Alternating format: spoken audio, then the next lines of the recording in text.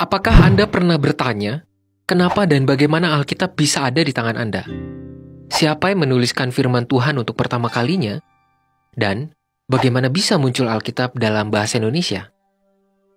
Inilah jalan panjang penerjemahan Alkitab di Indonesia. Awalnya sebelum muncul peradaban baca tulis, berbagai perkataan dan peristiwa yang mengungkapkan hubungan Tuhan dan umatnya disampaikan secara lisan. Proses ini berlangsung ribuan tahun dari satu generasi ke generasi berikut. Tulisan terkuno dalam bahasa Ibrani yang telah ditemukan diperkirakan berasal dari abad ke-10 sebelum Masehi. Walaupun masih langka sekali, kemampuan baca tulis memungkinkan firman Tuhan diabadikan dari generasi ke generasi. Dalam Alkitab Ibrani atau Perjanjian Lama, bahasa yang paling umum adalah bahasa Ibrani. Ada juga sedikit bagian yang memuat bahasa Aram. Sekitar abad ketiga sebelum Masehi, umat Yahudi di Mesir mulai menerjemahkan Taurat Ibrani ke dalam bahasa Yunani. Bahasa pengantar yang paling umum digunakan setelah Alexander Agung menaklukkan bangsa-bangsa sekitar Laut Tengah. Terjemahan terkuno ini dikenal sebagai Septuaginta. Kelak Septuaginta akan digunakan oleh sebagian besar gereja purba yang berkembang pesat di lingkungan berbahasa Yunani di seantero Kekaisaran Romawi. Pada abad kedua hingga abad kelima, dilakukan kembali penerjemahan Alkitab sesuai dengan kebutuhan dan konteks pembaca, di antaranya ke dalam bahasa Syria dan Latin. Selanjutnya, Alkitab diterjemahkan ke dalam bahasa Arab dan kemudian bahasa-bahasa Eropa. Proses penerjemahan Alkitab akhirnya sampai di wilayah Nusantara. Albert Cornelis Ruhl, seorang saudagar VOC yang datang ke Nusantara, mengambil inisiatif untuk menerjemahkan Injil Matius ke dalam bahasa Melayu. Terjemahan ini diterbitkan pada tahun 1629 dan tercatat sebagai bagian Alkitab yang pertama kalinya diterjemahkan ke dalam bahasa di luar Eropa. Proses penerjemahan Alkitab di Nusantara tak berhenti sampai di situ.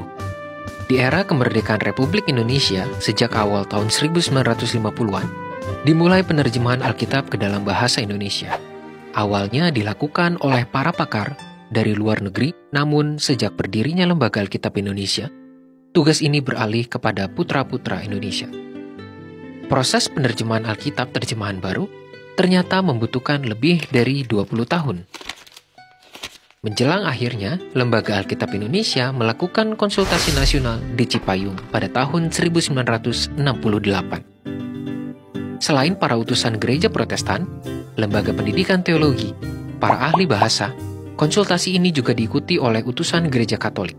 Dengan semangat kebersamaan lintas gereja, akhirnya disepakati agar Alkitab terjemahan baru yang akan terbit menjadi Alkitab yang digunakan bersama-sama oleh gereja-gereja di Indonesia, baik Protestan maupun Katolik. Berdasarkan hasil konsultasi tersebut, Lembaga Alkitab Indonesia menerbitkan Alkitab terjemahan baru pada tahun 1974 yang masih digunakan oleh gereja-gereja di Indonesia hingga saat ini. Edisi Katolik yang memuat Deuterokanonika terbit tahun berikutnya. Lebih dari setengah abad telah berlalu sejak konsep Alkitab terjemahan baru dipersiapkan di era tahun 1950-an. Tidak dapat tidak, bahasa Indonesia pun mengalami perkembangan. Tidak mengherankan bahwa terdapat kata-kata dalam Alkitab terjemahan baru tahun 1974 yang sudah mulai asing atau bahkan mengalami perkembangan makna di masa sekarang. Perkembangan seperti itu mendorong Lembaga Alkitab Indonesia untuk memperbarui terjemahan Alkitab. Proses pembaruan terjemahan ini didasari pada teks-teks Ibrani, Aram, dan Yunani. Lembaga Alkitab Indonesia juga berkomitmen untuk tidak memihak kepada doktrin gereja atau kalangan tertentu, sehingga terjemahan yang dihasilkan dapat digunakan oleh seluruh gereja. Apa saja alasan utamanya? Pertama-tama, perkembangan dalam bahasa penerima. Kedua, perkembangan penelitian naskah dan pemahaman Alkitab. Ketiga, perkembangan ilmu penerjemahan. Mari kita lihat contohnya. Siapa yang menyangka dalam Alkitab terjemahan baru, misalnya 1 Raja-Raja 7 ayat 2, terdapat kata ganja. Sekarang kata ini dipahami sebagai narkoba. Padahal dahulu kata ganja dipahami sebagai bagian dari tiang bangunan. Jadi ganja akan diganti dengan balok.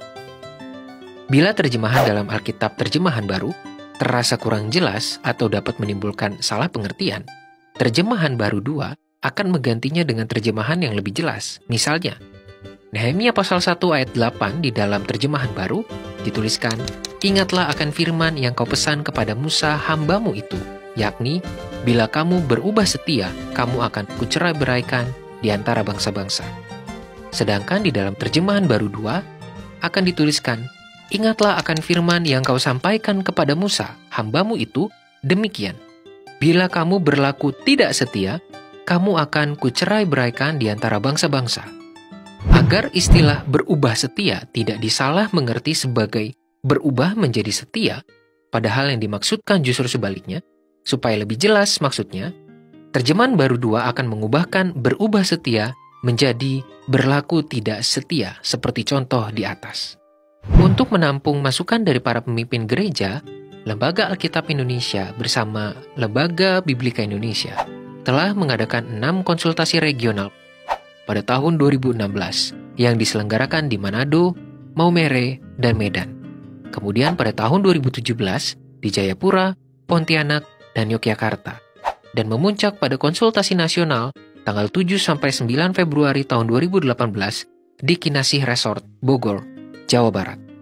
Konsultasi ini dihadiri oleh para pimpinan gereja, para uskup, dan juga unsur pemerintah.